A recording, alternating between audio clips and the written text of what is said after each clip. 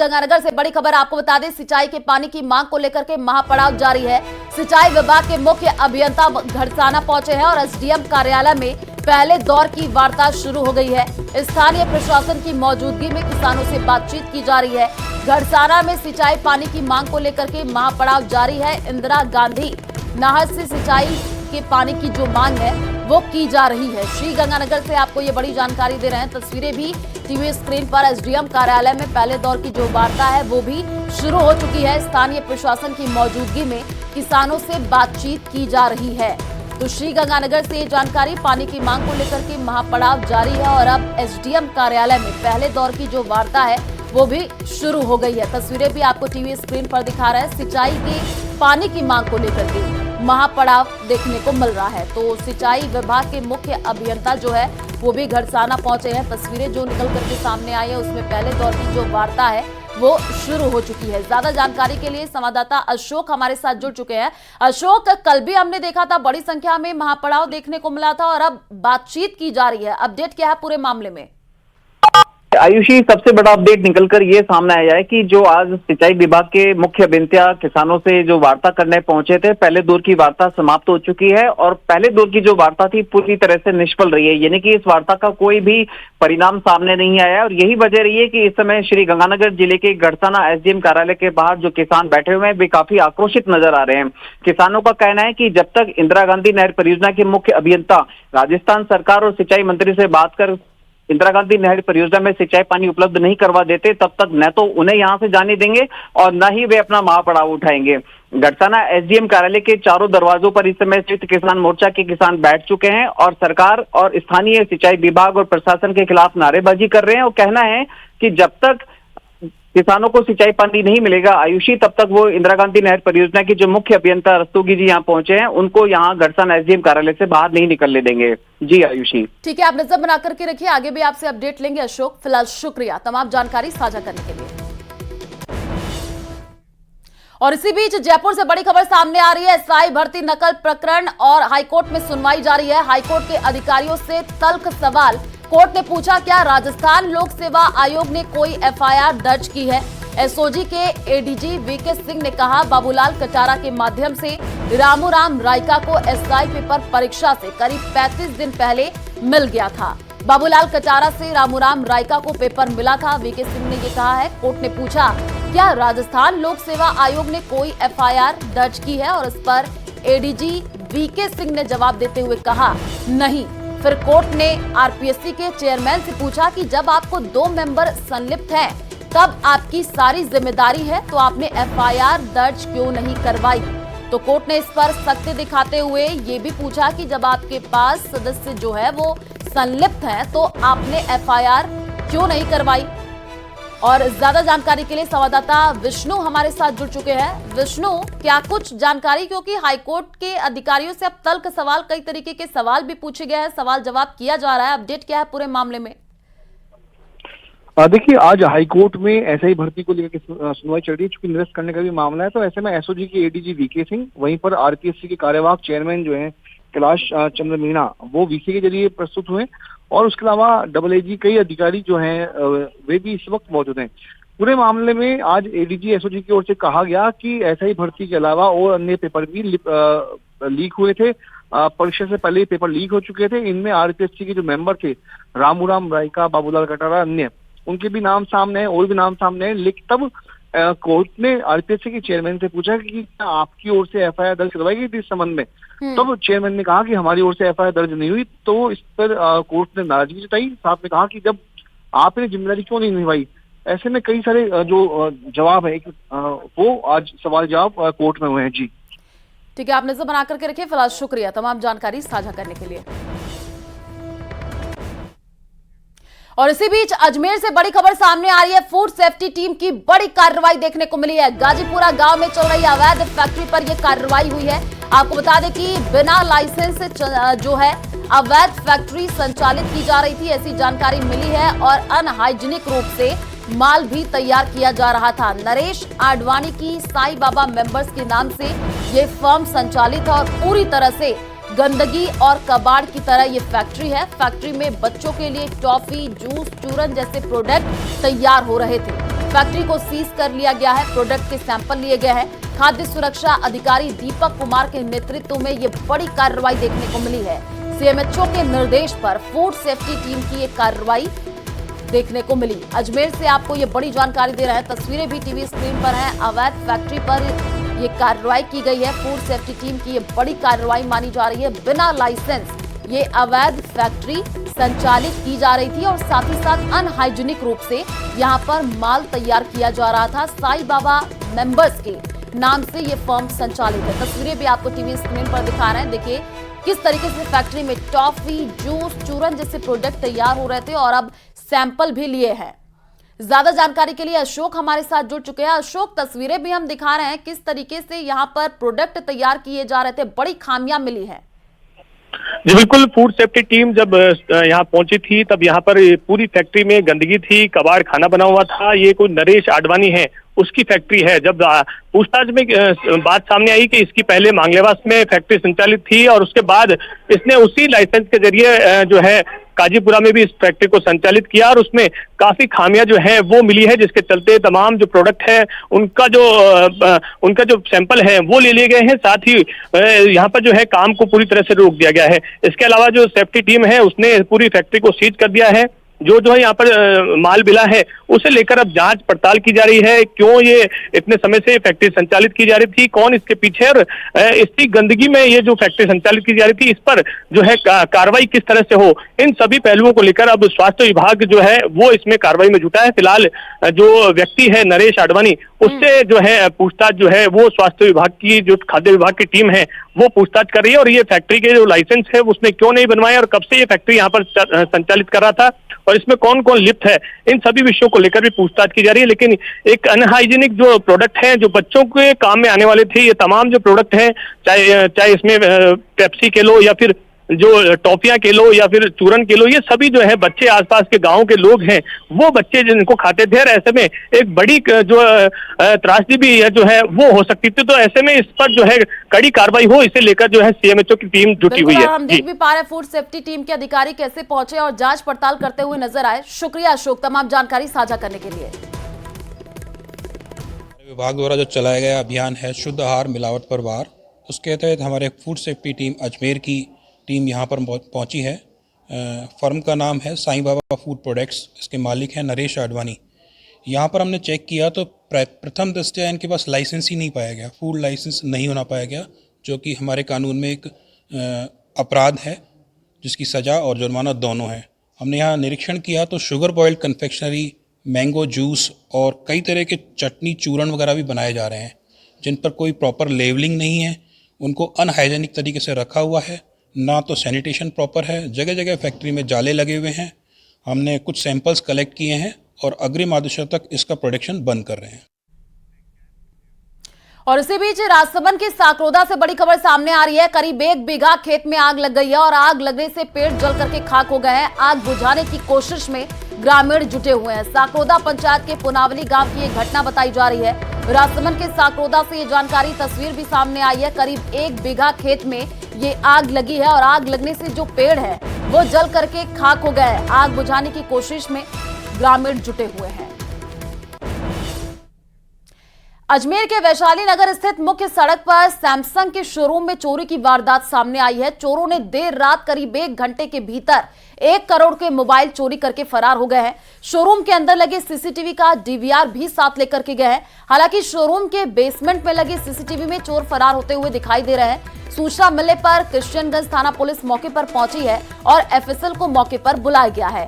क्रिश्चियनगंज थाना पुलिस अब मामले की जांच में जुटी हुई है। क्रिश्चियनगंज थाने के हेड कांस्टेबल मोतीराम ने बताया कि 11 बजे के करीब आशीष जैन नाम के व्यक्ति ने थाने पर फोन करके ये सूचना दी कि वैशाली नगर स्थित उनके मोबाइल शोरूम के ताले टूटे हुए हैं। मौके पर आकर के देखा तो ताले टूटे हुए मिले और सीसीटीवी में 3 युवक प्लास्टिक के बैग में मोबाइल चोरी करके फरार होते हुए दिखाई दे रहे हैं। तस्वीरें जो अजमेर से आई हैं आपको दिखा रहे हैं। शोरूम से मोबाइल चोरी की ये वारदात सामने आई है। चोरी की पूरी वारदात सीसीटीवी कैमरे में कैद हो गई है। अंदाजा नहीं है, उसको चेक करना पड़ेगा क्योंकि अभी तक हम अंदर गए नहीं पाए। रात को हम 12:10 पे हम मंगल करके गए थे, तो ये बात 12:18 की जैसे हम देख पा रहे हैं। 12:18 पे वो आए और उन्होंने ताले वाले करके जो भी उन्होंने किया 3 साढ़े 3 जो भी फुटेज में अभी चेक कर रहे हैं वो आ रहा है।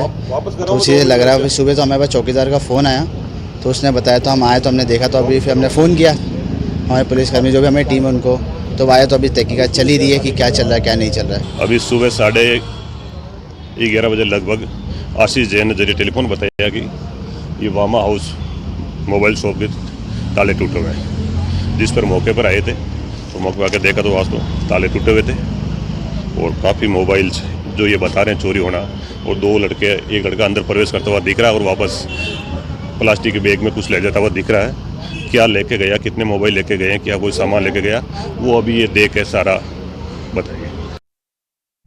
टोंक जेल में बंद निर्दलीय प्रत्याशी नरेश मीणा से मिलने पहुंचे पूर्व मंत्री राजेंद्र गुढ़ा को बैरंग लौटना पड़ा। इंतजार के बाद भी जेल अधिकारियों से मुलाकात नहीं कराई।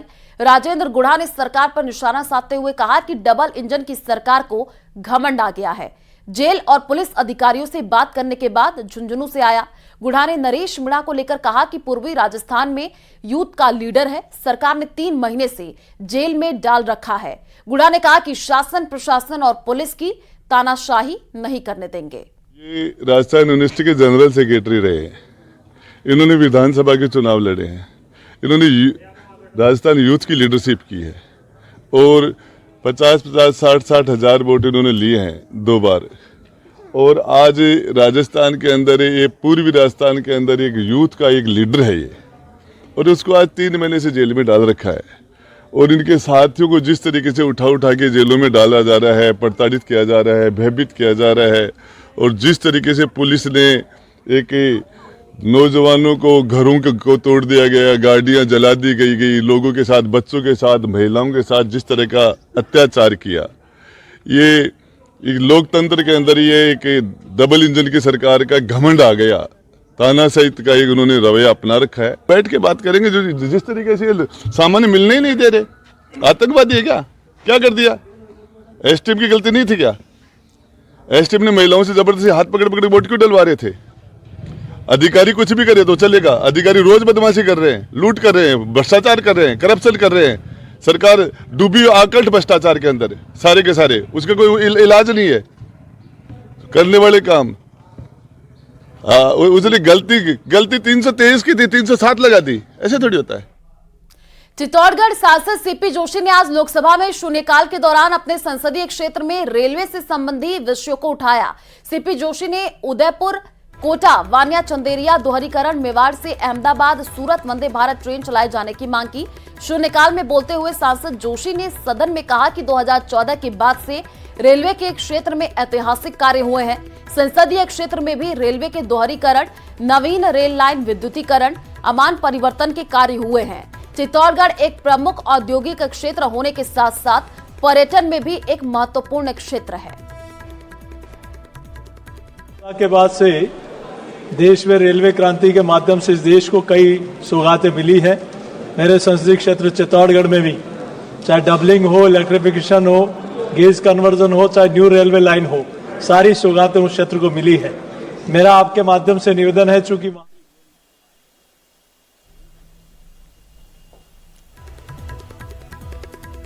तो तस्वीरें आपको टीवी स्क्रीन पर दिखा रहे हैं। देखिए, प्रयागराज जो है अंबानी परिवार पहुंचा है संगम में पवित्र स्नान करने के लिए। प्रयागराज की त्रिवेणी से आपको ये सीधे लाइव तस्वीर दिखा रहे हैं। देखिए, तस्वीर जो सामने आई है, सबसे पहले आपको न्यूज़ 18 राजस्थान पर दिखा रहे हैं। एक झलक जो है अंबानी परिवार की देखने को मिली है। मुकेश अंबानी की मां कोकिलाबेन पहुंची हैं। सीधे तस्वीर आपको प्रयागराज से दिखा रहे हैं। त्रिवेणी में पूजा अर्चना करने का कार्यक्रम बताया जा रहा है। महाकुंभ में ये अंबानी परिवार पहुंचा है और ये पहली झलक भी सामने आई, जो कि सबसे पहले आपको टीवी स्क्रीन पर दिखा रहे हैं। मुकेश अंबानी की मां कोकिलाबेन पहुंची हैं और परिवार के 11 सदस्य महाकुंभ पहुंचे हैं। संगम में स्नान के बाद पूजा अर्चना का कार्यक्रम बताया जा रहा है। तो देखिए, सुरक्षा के भी कड़े व्यवस्था किए गए हैं। प्रयागराज से आपको ये सीधे लाइव तस्वीर दिखा रहे हैं। महाकुंभ में अंबानी परिवार पहुंचा है, तो संगम में स्नान के बाद पूजा अर्चना का कार्यक्रम बताया जा रहा है। परमार्थ निकेतन में भोजन सेवा भी जो है अंबानी परिवार करेगा, ऐसी जानकारी मिल रही है। प्रयागराज से आपको ये सीधे लाइव तस्वीर टीवी स्क्रीन पर दिखा रहे हैं। प्रयागराज अंबानी परिवार पहुंचा हुआ है। संगम में पवित्र स्नान करेंगे और त्रिवेणी में पूजा अर्चना करने का कार्यक्रम बताया जा रहा है। देखिए, ये सीधे लाइव तस्वीर आपको प्रयागराज से दिखा रहे हैं और परिवार के 11 सदस्य महाकुंभ पहुंचे हैं। सुरक्षा के कड़े इंतजाम किए गए हैं और सबसे पहले आपको ये तस्वीर दिखा रहे हैं। तो महाकुंभ में अंबानी परिवार पहुंचा है आस्था की डुबकी लगाने के लिए। देश विदेश से जो है बड़ी संख्या में लोग प्रयागराज महाकुंभ नगरी पहुंच रहे हैं आस्था की डुबकी लगाते हुए। और अब जो तस्वीर निकल करके सामने आई है प्रयागराज से आपको दिखा भी रहे हैं। महाकुंभ में अंबानी परिवार पहुंचा है। मुकेश अंबानी की मां कोकिला बेन पहुंची हैं और ये देखिए दूसरी भी तस्वीर निकल करके सामने आई है। पहली भी तस्वीर आपको दिखा रहे हैं। पूरा अंबानी परिवार आपको तस्वीरों में दिख रहा है। परिवार के 11 सदस्य जो है वो महाकुंभ पहुंचे हैं। संगम में स्नान के बाद पूजा अर्चना करेंगे और परमार्थ निकेतन में भोजन सेवा भी करेंगे। प्रयागराज से आपको ये सीधे लाइव तस्वीर टीवी स्क्रीन पर दिखा रहे हैं। 2 तस्वीरें आपको टीवी स्क्रीन पर दिखा रहे हैं। महाकुंभ में अंबानी परिवार पहुंचा हुआ है। सुरक्षा के कड़े व्यवस्था किए गए हैं। आस्था की डुबकी लगाने के लिए अंबानी परिवार पहुंचा है। संगम में स्नान के बाद पूजा अर्चना करेंगे, ऐसी भी जानकारी मिल रही है। तो पिछले कई दिनों से लगातार जो तस्वीरें देखने को मिल रही हैं, प्रयागराज महाकुंभ नगरी देश विदेश से बड़ी संख्या में लोग आस्था की डुबकी लगाने के लिए पहुंच रहे हैं। और अब अंबानी परिवार भी पहुंचा है। मुकेश अंबानी की दोनों बहनें भी पहुंची हैं। 2 तस्वीरें फिलहाल हम आपको टीवी स्क्रीन पर दिखा रहे हैं। प्रयागराज से ये सीधे लाइव तस्वीर है। पहली तस्वीर देखिए, दूसरी तस्वीर देखिए। अंबानी परिवार पहुंचा हुआ है और साथ ही मुकेश अंबानी की मां कोकिला बेन पहुंची है। परिवार के 11 सदस्य महाकुंभ पहुंचे हैं आस्था की डुबकी लगाने के लिए। संगम में स्नान के बाद पूजा अर्चना करेंगे। प्रयागराज से आपको ये तस्वीर सबसे पहले न्यूज़ 18 राजस्थान पर दिखा रहे हैं। दूसरी तस्वीर आपको दिखा रहे हैं। आप देखिए मुकेश अंबानी आपको नजर आ रहे हैं और पहली तस्वीर भी आपको दिखा रहे हैं प्रयागराज से, जहां पर पूरा अंबानी परिवार पहुंचा हुआ है महाकुंभ में आस्था की डुबकी लगाने के लिए। महाकुंभ का आज 30वां दिन है और बड़ी संख्या में लोग पहुंच भी रहे हैं। आज अंबानी परिवार प्रयागराज पहुंचा हुआ है। संगम में स्नान के बाद पूजा अर्चना अंबानी परिवार करेगा, ऐसी जानकारी मिल रही है। और साथ ही साथ परमार्थ निकेतन में भोजन सेवा भी करेंगे। तो प्रयागराज से आपको ये सीधे लाइव तस्वीर टीवी स्क्रीन पर दिखा रहे हैं। देखिए महाकुंभ में अंबानी परिवार पहुंचा हुआ है। मुकेश अंबानी जो है आपको दूसरे तस्वीर में दिख रहे हैं। अनंत अंबानी भी आपको तस्वीरों में दिख रहे हैं और मुकेश अंबानी की मां कोकिला बेन भी पहुंची हैं। परिवार के 11 सदस्य महाकुंभ पहुंचे हैं। दूसरी तस्वीर जो आपको दिखा रहा है, आप देखिए इसमें आप मुकेश अंबानी को देख पा रहे हैं, अनंत अंबानी को देख पा रहे हैं और परिवार के 11 सदस्य महाकुंभ पहुंचे हुए हैं आस्था की डुबकी लगाने के लिए। पहली भी तस्वीर आपको दिखा रहे हैं, दूसरी भी तस्वीर। सुरक्षा के कड़े व्यवस्था किए गए हैं। संगम में स्नान के बाद पूजा अर्चना करेंगे, ऐसी सूचना मिल रही है। और साथ ही साथ परमार्थ निकेतन में भोजन सेवा भी अंबानी परिवार करेंगे, ऐसी जानकारी मिल रही है। तो महाकुंभ में अंबानी परिवार पहुंचा हुआ है आस्था की डुबकी लगाने के लिए, क्योंकि इससे पहले भी हमने आपको तस्वीरें दिखाई थी जब बड़ी संख्या में लोग आस्था की डुबकी लगाने के लिए पहुंचे थे। चाहे वो राष्ट्रपति द्रौपदी मुर्मू हो, प्रधानमंत्री नरेंद्र मोदी हो और देश विदेश से बड़ी संख्या में लोग प्रयागराज पहुंचे। चाहे बॉलीवुड के तमाम बड़े स्टार्स तो वो भी आस्था की डुबकी लगाते हुए दिखे। और आपको फिलहाल जो तस्वीर दिखा रहे हैं उसमें आप दूसरी जो तस्वीर देखिए उसमें आपको मुकेश अंबानी नजर आ रहे हैं, जो कि अपने परिवार के साथ प्रयागराज महाकुंभ नगरी, संगम नगरी आस्था की डुबकी लगाने के लिए पहुंचे हैं।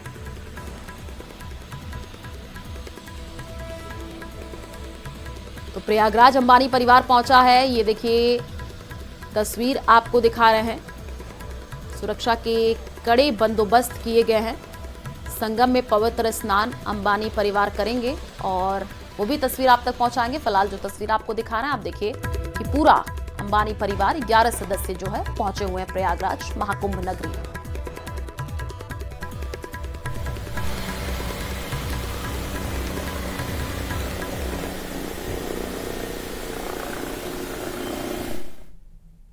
संसद की कार्यवाही का 22 भाषाओं में प्रसारण को लेकर के विपक्ष की तरफ से प्रतिक्रिया पर सदन में बहस देखने को मिली।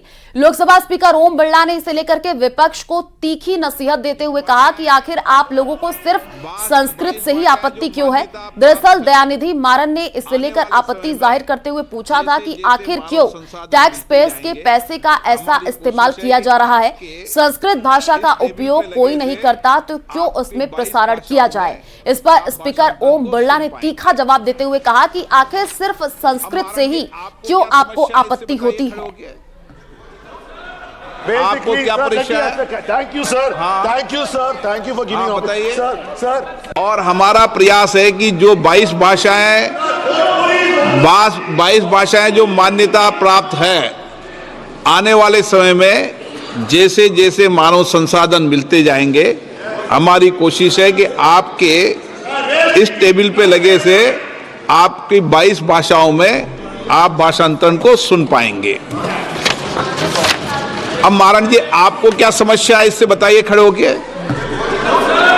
आपको क्या परीक्षा है? Thank you sir, thank you sir, thank you for giving बताइए sir, you are giving translation which is most welcome for the languages which are the state languages, official state languages. Can you tell me which state official language is Sanskrit? Why are you wasting taxpayers' money, which the language is not even communicable? It's not even communicated in any of the states in India, and nobody is speaking. Sir, the population survey in 2011 said only 73,000 people are speaking, supposed to be speaking. Sir, when that's the data, why should the taxpayers' money be wasted because of your... और इसी बीच श्री गंगानगर से बड़ी खबर सामने आ रही है। किसानों के महापड़ाव का यह पूरा मामला है। किसानों के बीच जो वार्ता चल रही थी वो विफल रही। सिंचाई विभाग के मुख्य अभियंता और किसानों के बीच आपको बता दें कि वार्ता हो रही थी। मुख्य अभियंता ने किसानों की मांग के अनुरूप पानी देने में असमर्थता जताई और किसानों ने आईजीएनपी के मुख्य अभियंता को वापस नहीं जाने देने का फैसला किया। एसडीएम कार्यालय के चारों दरवाजों पर किसान बैठे हुए हैं। किसान बोले जब तक पानी नहीं देंगे तब तक चीफ इंजीनियर को जाने नहीं देंगे। श्री गंगानगर से आपको ये बड़ी जानकारी दे रहे हैं। किसानों के महापड़ाव का ये पूरा मामला है। एसडीएम कार्यालय के चारों दरवाजों पर किसान बैठ गए हैं क्योंकि मुख्य अभियंता और किसानों के बीच जो वार्ता चल रही थी वो विफल हो गया है। साल 2025 का दूसरा पुष्य नक्षत्र है और इस मौके पर जयपुर के मोती डूंगरी में श्री गणेश का पुष्य पंचामृत अभिषेक किया गया। 151 किलो दूध, 21 किलो दही, 5.25 किलो घी और 21 किलो बूरा और 21 किलो गन्ने के रस से अभिषेक हुआ है। श्री गणेश को 1008 मोदक अर्पित किए गए हैं, जिसके बाद फूल बंगला झांकी में गजानन विराजमान हुए। और